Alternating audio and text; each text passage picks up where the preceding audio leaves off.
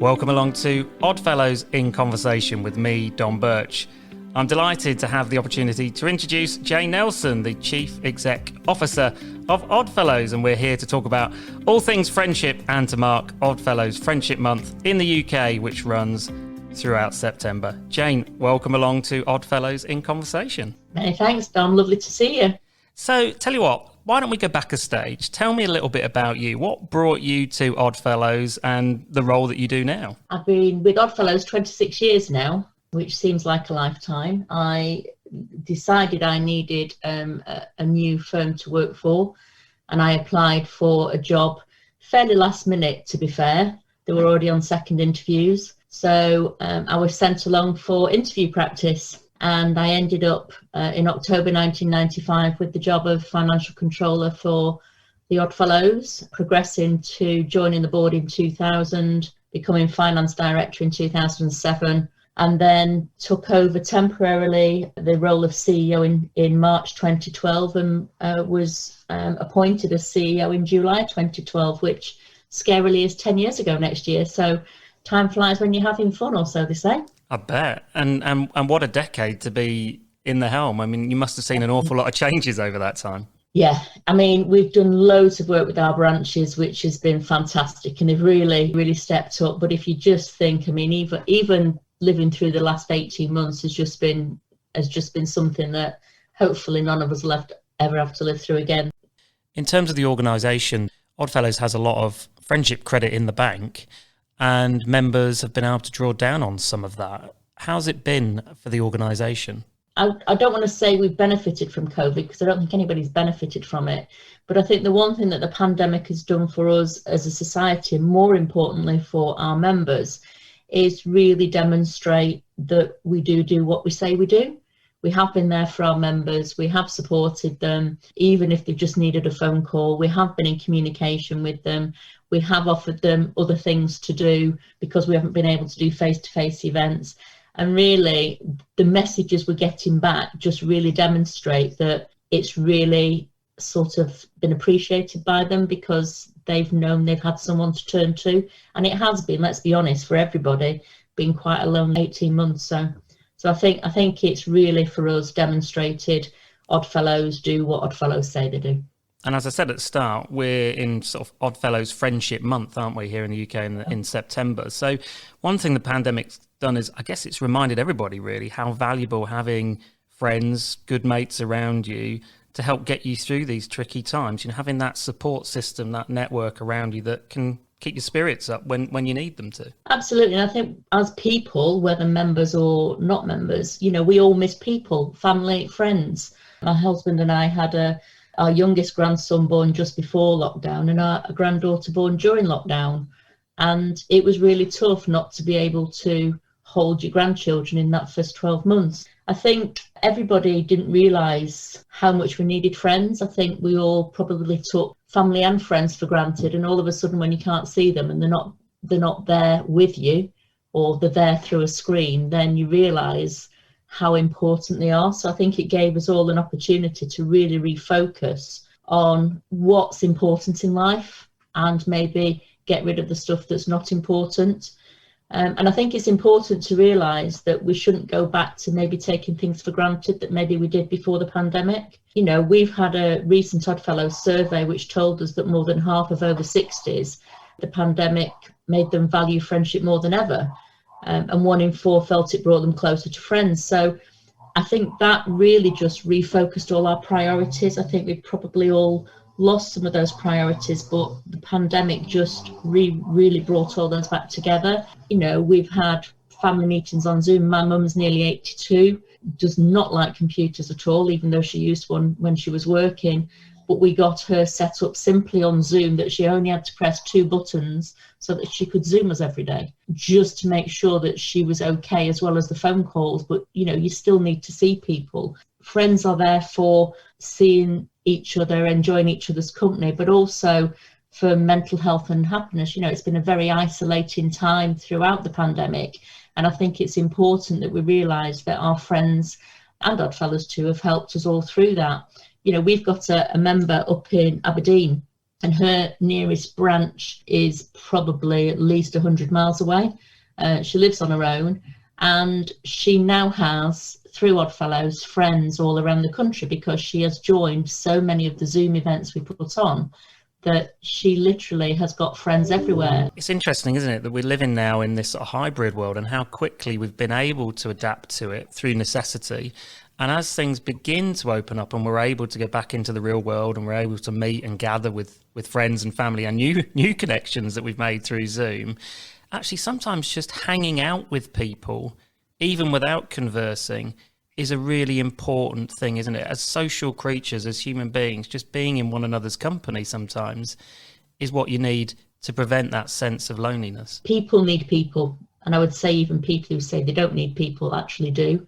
You need that company. You need, like you say, it's just about being around people and enjoying their company, even if they're not necessarily with you. It's like being in a warm environment, isn't it? Because we have all been so isolated for so long throughout the pandemic, and I think that people are coming out of it as the restrictions ease, but I think we will all come out of it at a different rate. So there's some people who are ready to come out and start meeting people and go to restaurants and go to pubs, etc., and there's others who aren't quite there yet. They just need a little bit more time, and I think as more and more people come out, it's important for us as an organisation to still remember that not everybody's ready to come out and start meeting up face to face, but actually we can just still supply online events for them, and they can generally just gradually come out as they want to, knowing that they will be welcomed by anybody who's there. So I think that's important because,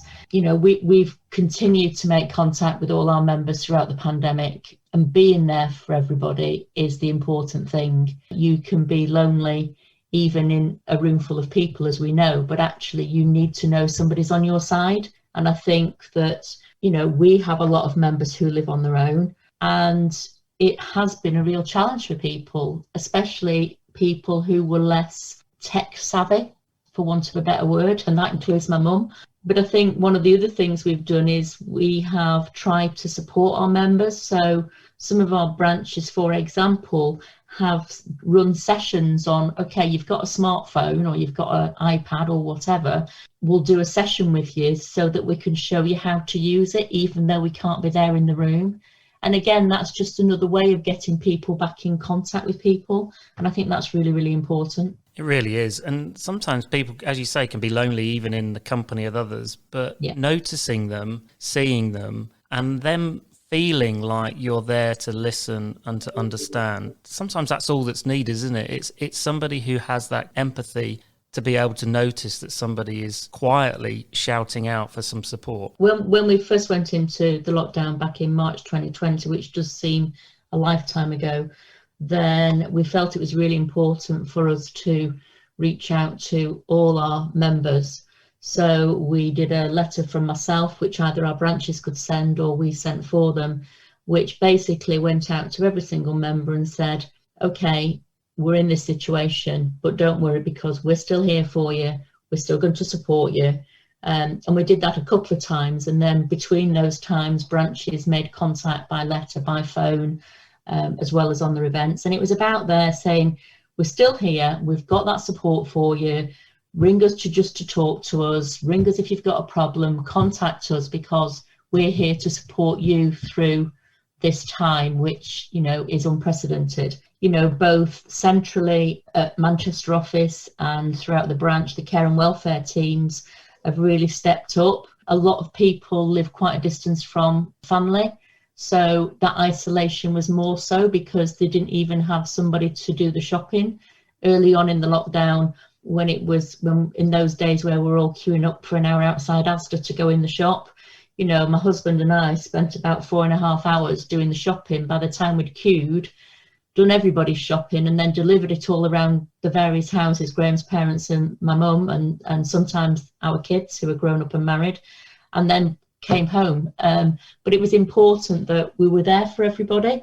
And I think the way our branches and the team in Manchester have stepped up to just really show that we are basically friends for help, whatever that means. And if is there something that they need and we can do it for them, then if it's within our power, we will endeavour to do that. And I think that has really made a difference. Simply one of the things we've done right from the start, for any new member that joined or anybody who inquired, we sent a handwritten card, a puzzle book and a pencil out to them, which is a really simple thing to do. And a number of our branches did it to their members after we'd started it.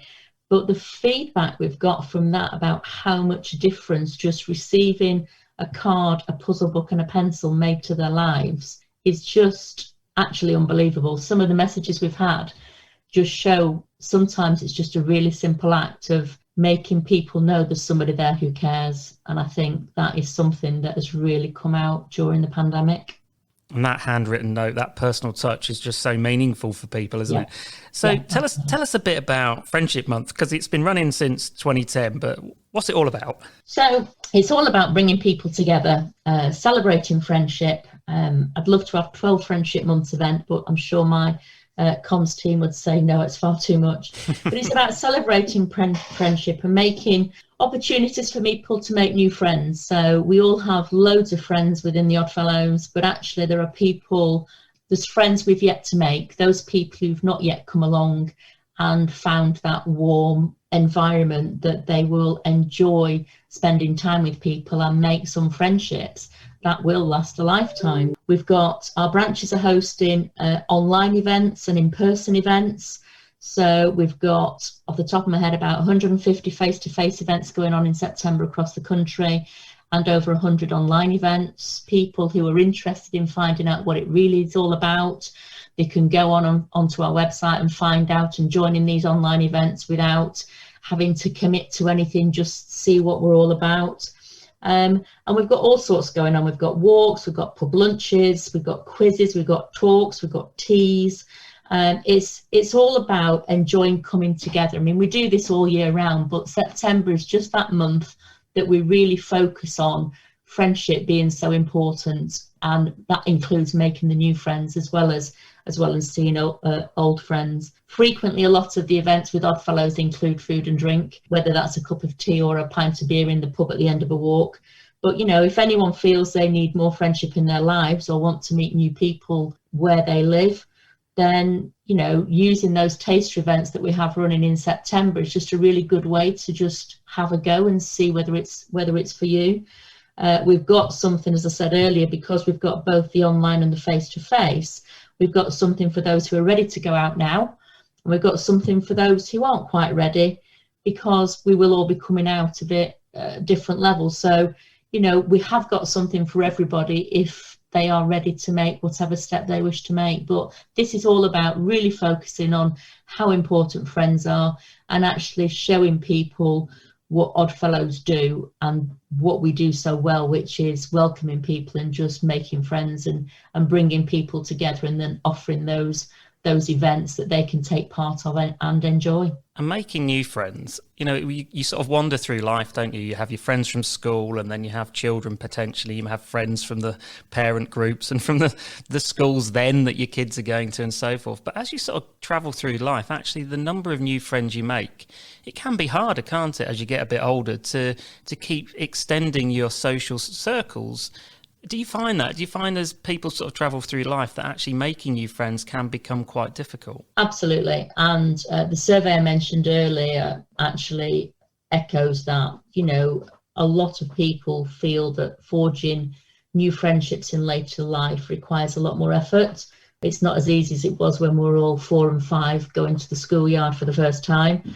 And actually from that survey, 44% people who responded said it was a lot harder in older age than it was when they were younger.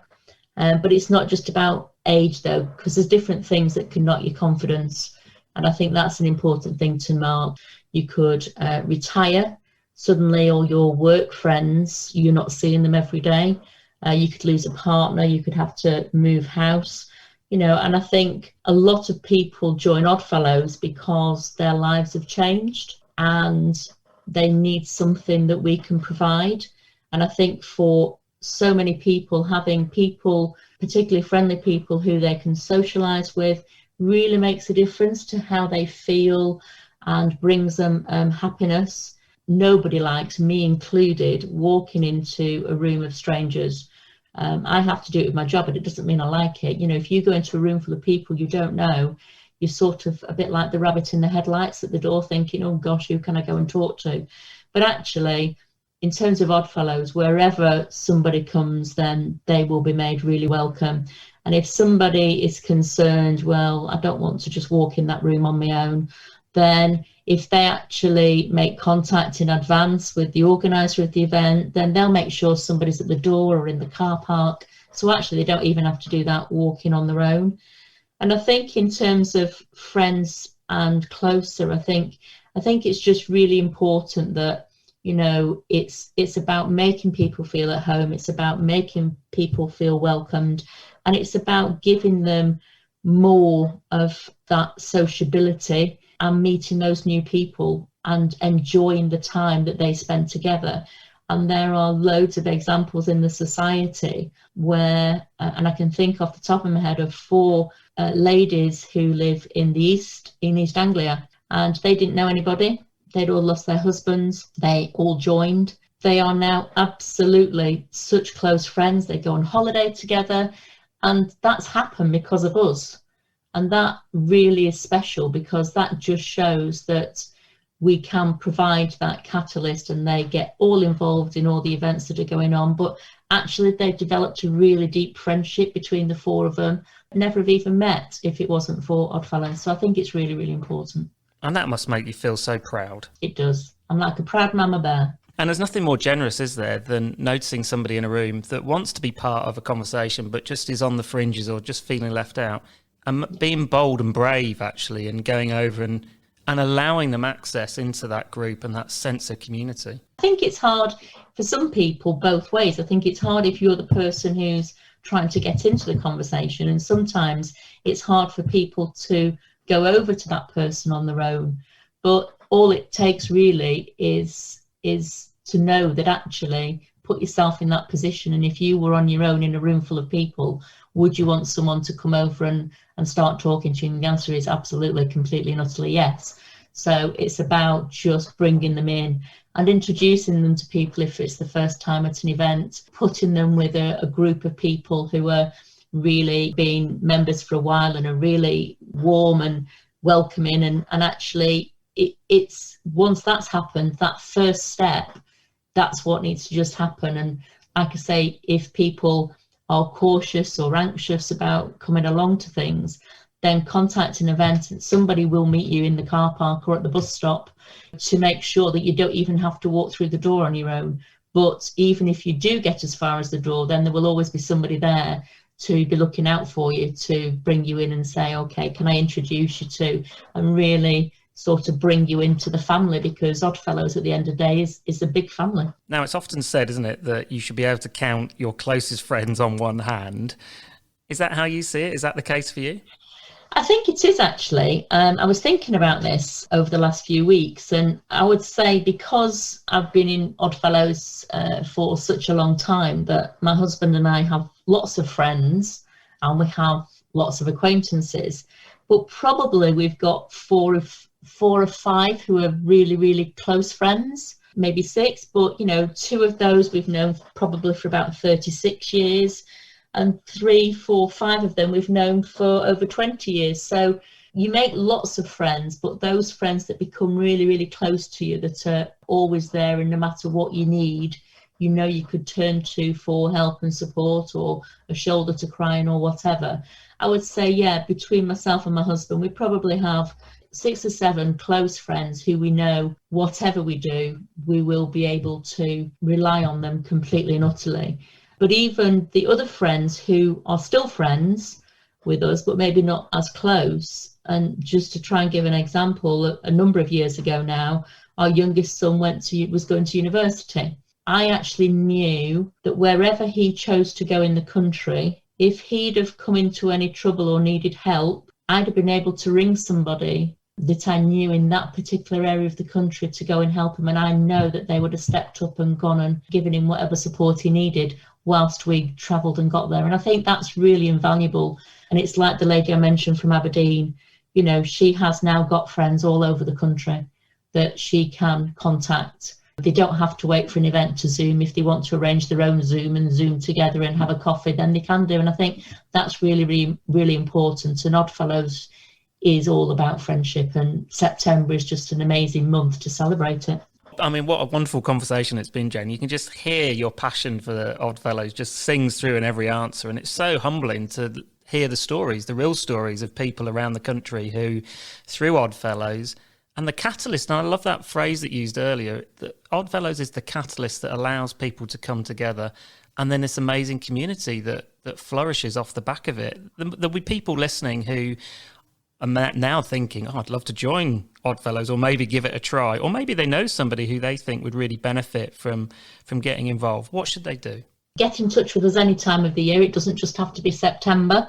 You can telephone the Manchester office on 0800 028 1810, and they'll be able to tell them what's going on wherever they live, because we have access to all the events. Or people can head to our website at www.oddfellows.co.uk, and on the website you can put your address in or your postcode and search for the nearest branch of Oddfellows, and then that will bring up their local contacts so that they can get in touch with them directly. I am passionate about the society. I love the society. I love what we do, and I just want to see it grow and just give more friendships and more things to more people. So even if you want to come along and try, there's nothing to lose. Just see if we're for you, and if whether it's an existing member or any newcomer, everybody will be absolutely made completely and utterly welcome. Jane Nelson, Chief Exec of Oddfellows, thank you so much for joining us. Thanks, Dom. It's been a pleasure.